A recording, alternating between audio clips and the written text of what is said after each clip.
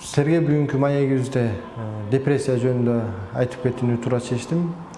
Анткени азыркы учурда пандемия учурунда депрессияда кабылган адамдар болуп жатат.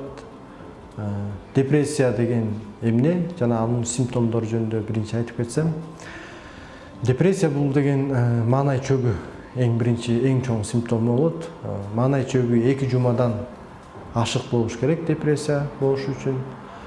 Жана депрессиянын дагы симптомдору, бул эң негизги симптомдору маанай чөгү, уйку качуу же болбосо аябай көп уктоо, ошондой эле тынчсыздануу, бир нерсени кылып ошондон моокумуз канып, ошондон рахат алып жаткан болсоңуз, депрессияга чөккөн адамдар ал нерседен рахаттана албай калат, моокуму да канбай калат.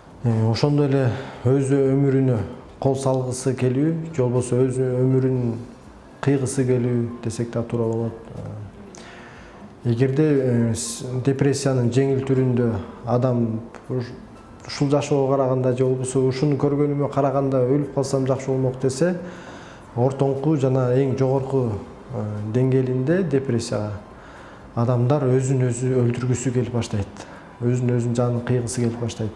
Азыркы адамдардын эң негизги көйгөйү болуп, бул психиатр, психолог десе, мен психикалык жактан жабыркап калдым, мен оору болуп калдым деген стигма деген стигматизация деп коебуз бизде. Ошол сезим күчөйт.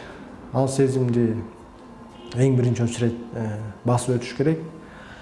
Анан өз алдын алуу психологдордун жардамысыз чыккыңыз келсе, анда көп сейилдеш керек, кызыктуу китептерди көп окуш керек, кино комедияларды көрсөңүздөр болот. Ошондой эле спорт менен машыгыш керек, адам көп чуркаш керек. Колдон келишинче күндө, күн чыгып турган учурда көп сейилдөөсү да зарыл. Анан сууда сүзсө болот, физикалык өнүгүүлөр менен машыгуу. Бул депрессиядан эң биринчи чыгыш үчүн адамдын өзүнүн көңүлү болуш керек ошол депрессиядан чыгуу үчүн.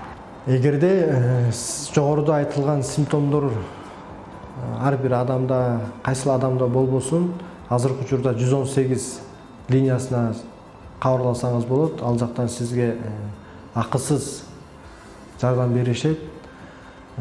Дагы психологдордун, психиатрлардын жана психотерапевттердин номерлери азыркы учурда, алар да сизге акысыз жардам көргөзүшөт. Алардын номерлерин саламаттыкты сактоо министринин сайтында жайгашылган.